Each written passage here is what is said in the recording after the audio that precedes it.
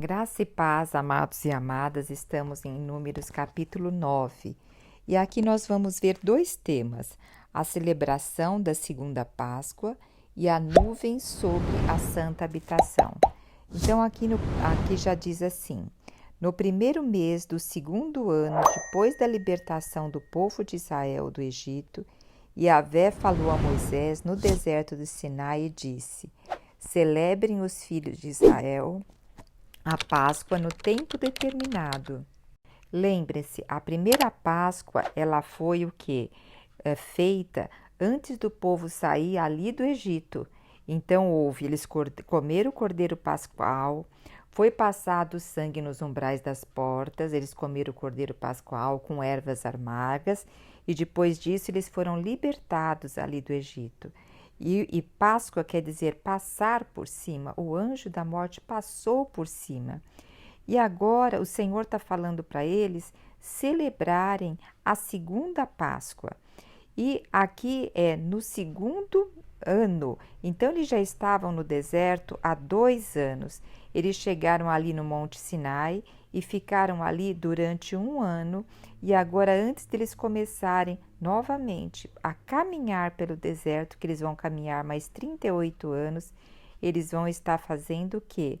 Celebrando a Páscoa. E o Senhor deixa claro qual dia que é e qual mês que é.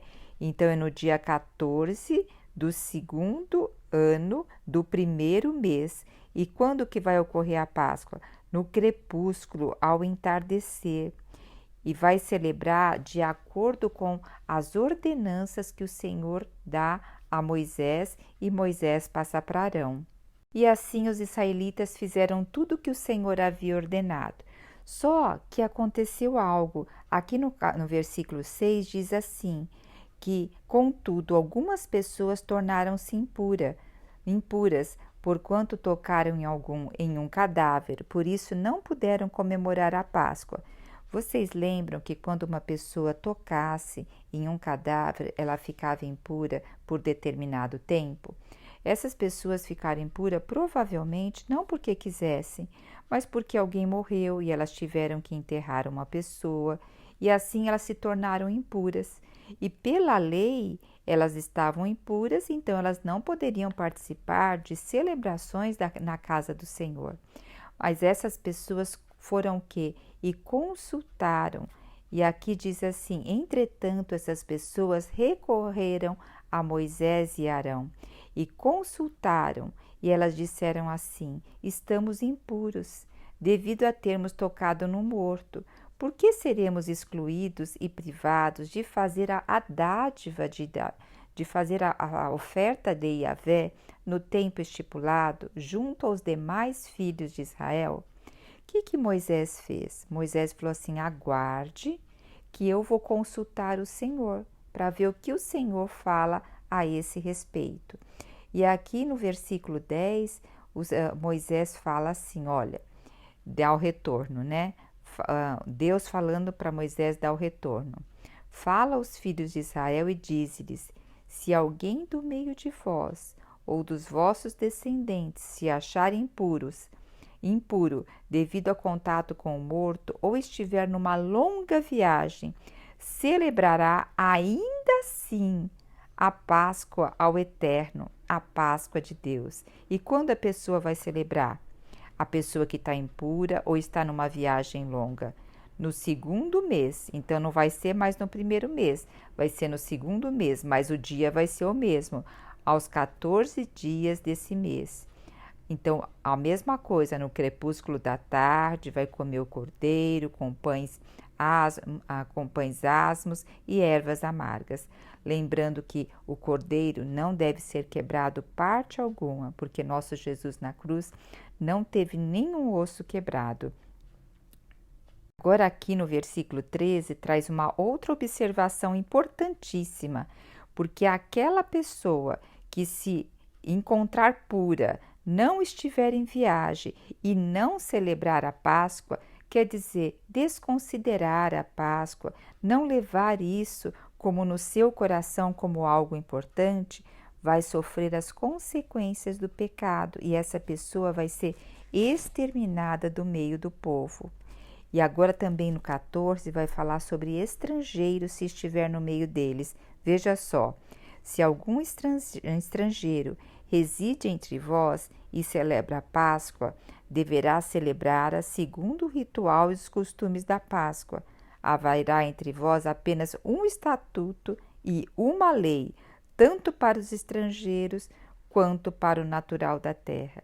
Veja só, existe só um Deus, um só caminho, uma só verdade e uma só vida. Então, aqui está deixando claro, entre vós há um estatuto e uma lei. E hoje, na nova aliança, nós temos o que? Ninguém chega a Deus senão pelo Pai. Nessa passagem bíblica, a gente vê vários princípios maravilhosos, né? O primeiro princípio é sobre a Páscoa. E a Páscoa, assim como a Páscoa do Antigo Testamento, da Antiga Aliança, ela está para a ceia do Senhor na nova aliança. Então, é a mesma para simbologia, para celebrar a Páscoa do Senhor. Então, eu gostaria que vocês fossem lá em 1 Coríntios 11 e visse aqui, olha, o versículo 23 diz assim: porque eu recebi do Senhor o que também vos entreguei, que o Senhor Jesus, na noite em que foi traído, tomou o pão e, tendo dado graças, o partiu e disse: esse é o meu corpo, que é dado por vós. Fazei isto em memória de mim. Por semelhante modo, depois de haver ceado, tomou também o cálice, dizendo: esse cálice é a nova aliança no meu sangue. Fazei isso todas as vezes que a beberdes em memória de mim. Então, veja só, aqui o Senhor estava celebrando a Páscoa, no crepúsculo aqui estava o quê? Celebrando a Páscoa, e no outro dia o Senhor ia ser morto. E aqui o Senhor estava partindo o próprio corpo dele e falou, e deu graças e o partiu.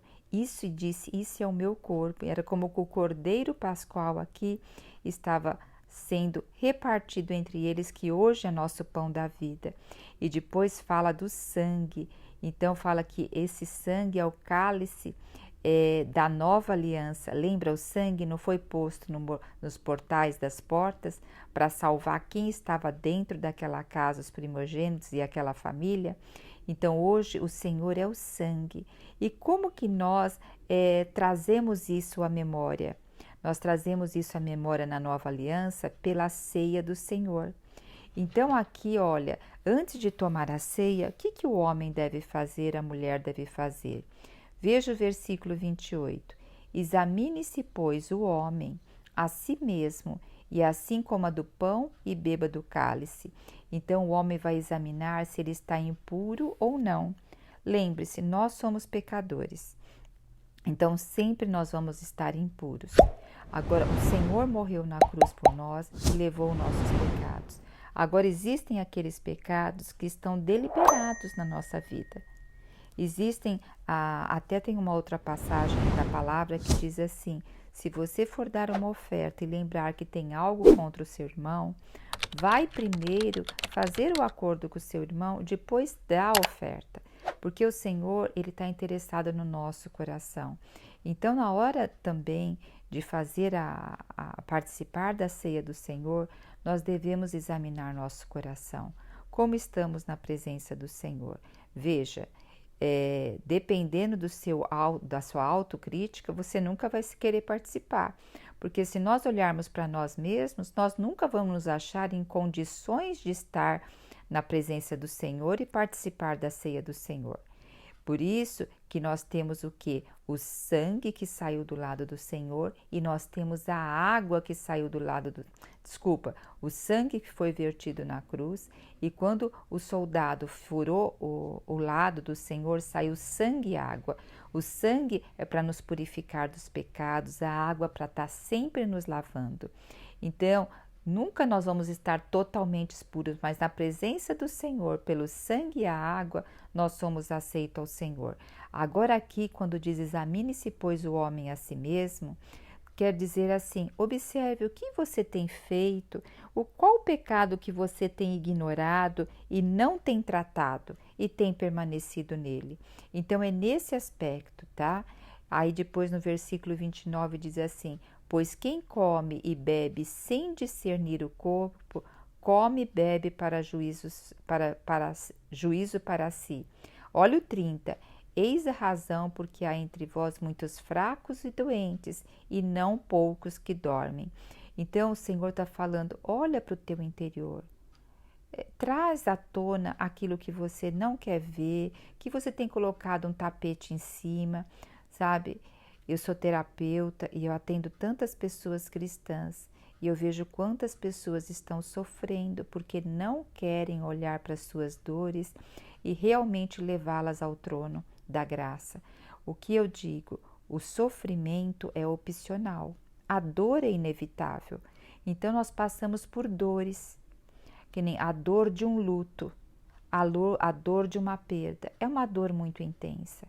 José, ele ficou 70 dias, quando Jacó faleceu, em luto pelo seu pai. A sua alma se entristeceu e ele deixou crescer cabelo, barbas, porque eles não se cuidavam, mostrando a tristeza que eles estavam. 70 dias José chorou, mas depois ele entregou, ele desapegou, ele o quê? Honrou seu pai. Então ele desapegou. Quantas vezes nós ficamos apegados até a pessoas que partiram.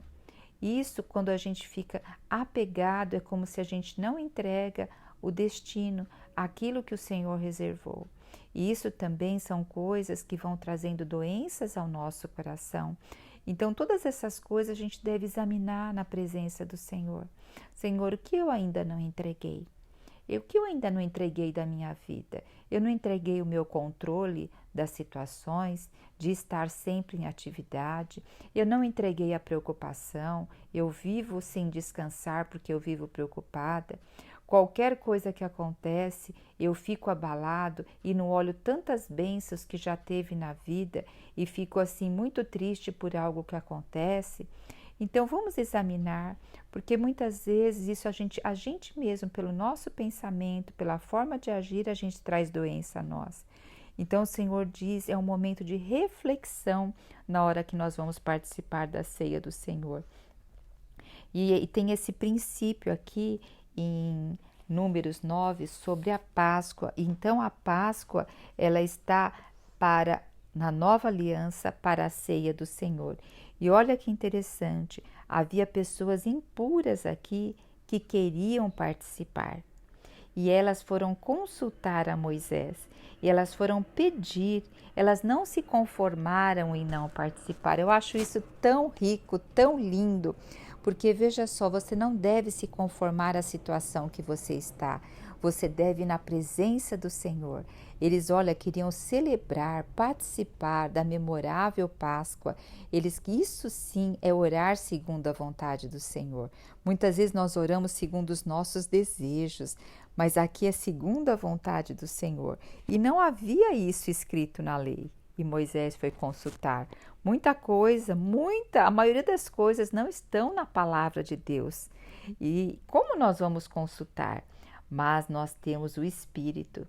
E aí nós vamos assim consultar o Espírito dentro de nós. E lembrar de tudo aquilo que nós formos fazer, mesmo que a gente está indeciso e o Espírito vai nos dirigindo a um caminho, nós não podemos quebrar os princípios. E também lembrar de pedir conselhos, de pedir ajuda. Provérbios, lá Salomão nos diz o seguinte, que na multidão de conselhos há a sabedoria.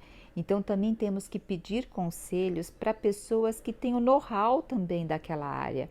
Um exemplo que nós temos também negativo é que o filho de Salomão, quando foi reinar após o pai, ele, em vez de pedir conselho para os sacerdotes, ele foi pedir conselho para os jovens da sua idade. E a gente sabe o que aconteceu, né?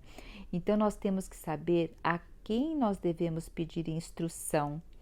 E lembre-se, muitas vezes você vai querer instrução de uma coisa assim mais complexa, assim, sobre investimento. Então, é complexo você pedir a orientação, instrução, vou pedir para uma pessoa que é do Senhor. Eu não vou saber orientar uma pessoa sobre investimento e talvez várias pessoas do Senhor não sabem. mas uma coisa nós podemos orientar sobre princípios.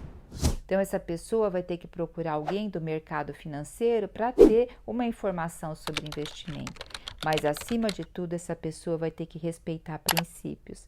Certa vez, um jovem muito amado me consultou a respeito que o coração dele estava pesaroso, porque ele sentia que ele queria escrever um livro sobre ficção, mas fugia muito da realidade espiritual. Aí, eu verificando o talento dele, eu falei para ele, olha, o Senhor te deu esse talento de ter essa mente criativa, de escrever coisas sobre ficção. Escreva, mas lembre-se, nunca quebre princípios. Quais os princípios? Princípios de família, princípio de colocar o Senhor em primeiro lugar, de honrar pai e mãe, princípio na parte educacional, tudo que aquilo que é cultura, ético, moral, e aqui a palavra do Senhor, como coloca o princípio, permaneça mesmo na sua história de ficção, dentro dos princípios estabelecidos pelo Senhor. Então, que a nossa vida seja guiada em todas as áreas, trabalho, em todas as áreas, por princípios que estão regidos na palavra de Deus. Nessa passagem, nós também temos aqueles que podem participar, estão em condições de participar da Páscoa, e poderíamos falar da ceia do Senhor, e menosprezam esse memorial, menosprezam o corpo de Cristo, menosprezam o favor de Cristo por nós, menosprezam a graça. Então, que nós possamos consultar nosso coração. Você vê, muitas vezes a gente está lendo aqui o Velho Testamento, a Velha Aliança, e a gente acha que não tem nada a ver com a Nova Aliança. Tem tudo a ver, só que de um formato diferente. Agora nós vamos ver a partir do versículo 15. Nessa parte fala sobre a nuvem, sobre a santa habitação. Eu lendo esse trecho, eu vejo que ainda falta tanto para eu tocar aqui, porque a gente lê e muitas vezes lê rápido, mas aqui em toda a palavra de Deus tem a assinatura de Deus, tem o DNA de Deus. Nenhuma palavra, nenhuma letra na palavra de Deus está desperdiçada. Aqui ela tem assim tem códigos e princípios para a gente decifrar o tempo todo. Olha, nessa passagem que vai do versículo 15 até o final, versículo 23, observem uma coisa, que aqui tem palavras de incerteza versus segurança, incerteza versus confiança, deserto versus proteção, sem direção versus direção, cansaço versus descanso. O que eu quero dizer com isso? Deserto é um lugar de incerteza, é um lugar inóspito, é um lugar sem segurança, é um lugar que não dá para você confiar, é uma terra hostil, é um lugar que você não sabe para onde vai porque não tem ponto de referência, é um cansaço enorme porque de dia é muito calor, à noite é muito frio, é areia por todos os lados, é tempestade de areia, é animais peçonhentos. Mas aqui nós vamos ver que havia segurança nesse deserto, havia confiança, havia proteção, havia direção e havia descanso, porque Deus estava ali com eles.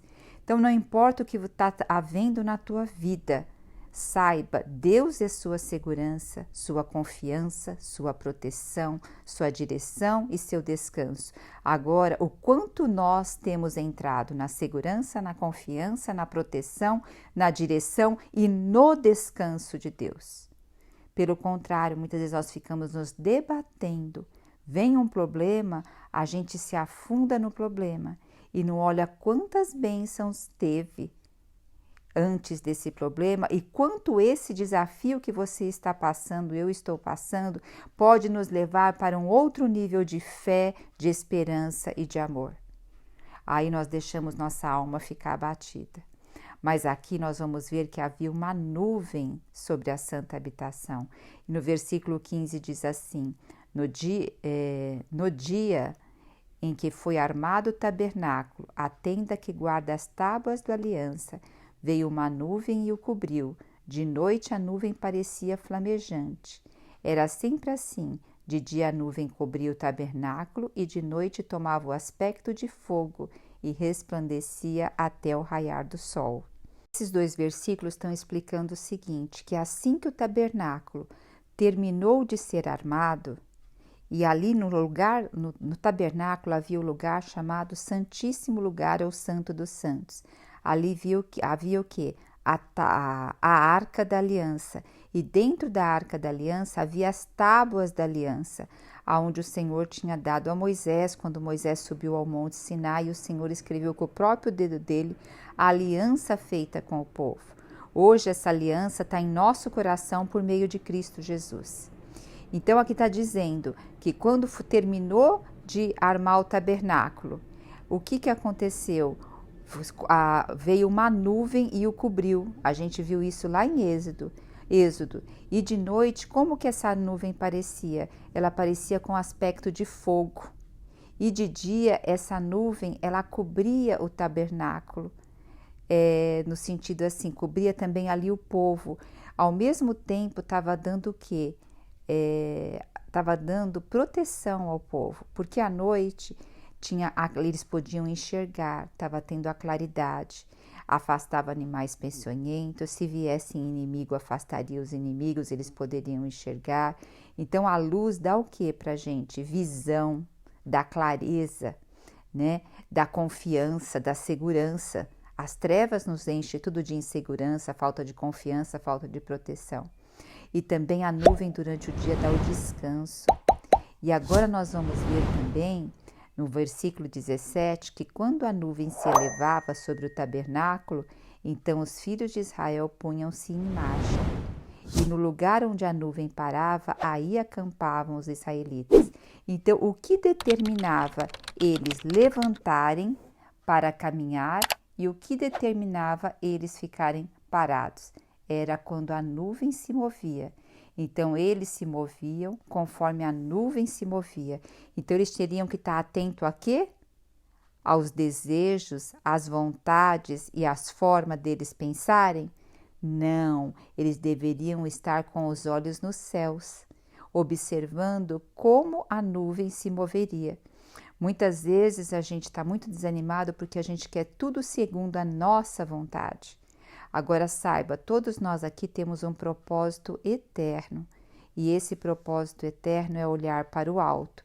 Então, mas na Bíblia você não vai ter resposta para todos os seus desafios, mas lembre, tudo que você for tomar de decisão, tudo que houver de desafio na tua vida, saiba de uma coisa, Cristo tem que ser o centro, não é a tua religião não, e nem a doutrina da sua igreja, você tem que ser cristocêntrico. Doutrina passa, Cristo não passa. Aparência passa. Enquanto muitos estão olhando para a aparência, Deus está olhando para o coração. Então lembra, você tem que ser cristocêntrico o tempo todo. E como também você vai saber se suas decisões você está seguindo Cristo, está seguindo a nuvem? Quando a paz de Cristo invade teu coração. A paz de Cristo tem que ser o árbitro do teu coração. Hoje, o que nós temos nas pessoas? Quem tem dominado as pessoas?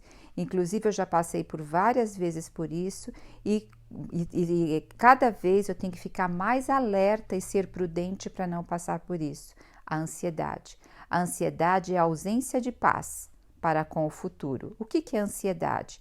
Eu pegar os meus medos, as minhas histórias do passado e também tudo que eu ouço de temor e transferi-la para um futuro.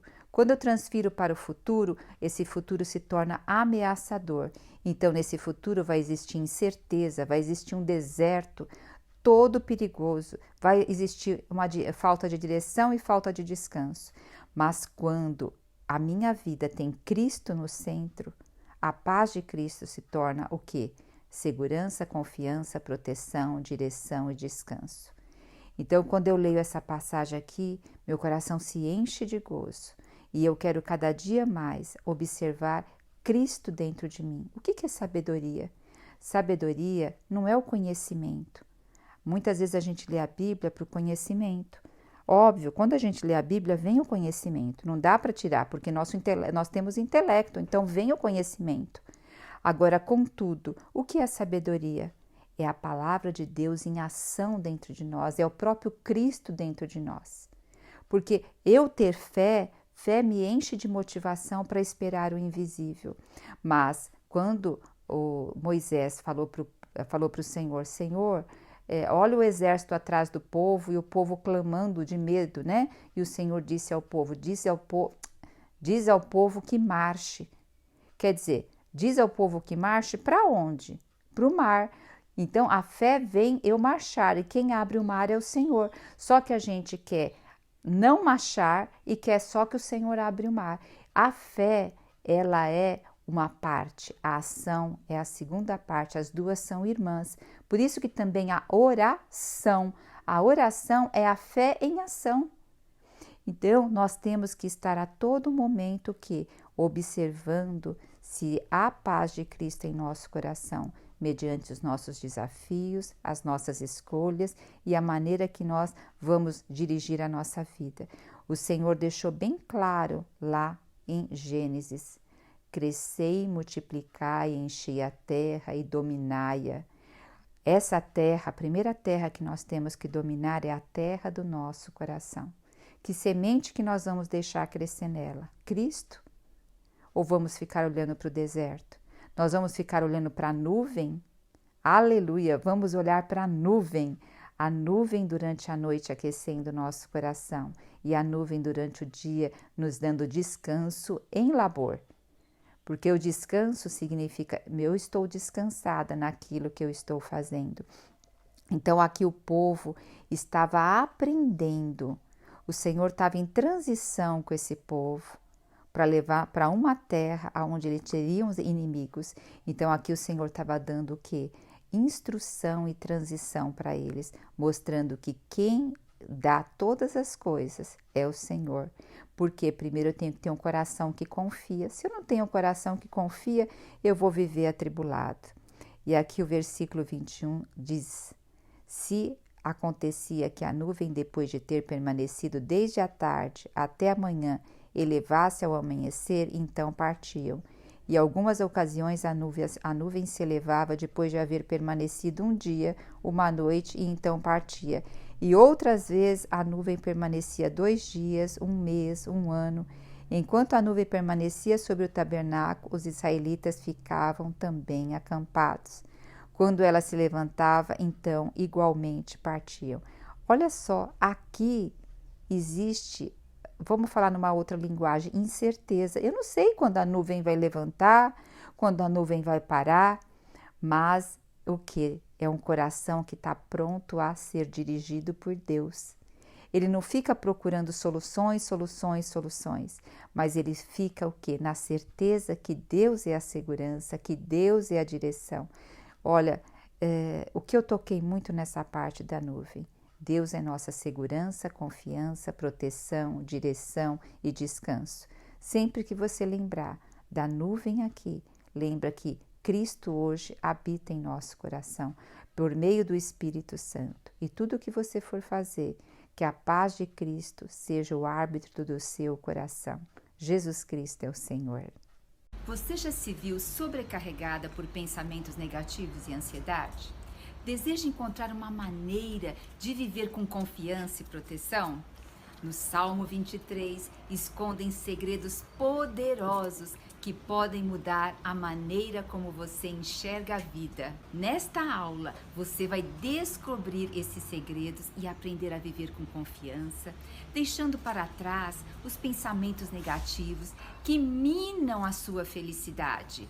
Com a sabedoria do Salmo 23, você aprenderá práticas e princípios que ajudarão a livrar-se da ansiedade e encontrará orientação para experimentar uma proteção duradoura e encontrar paz interior.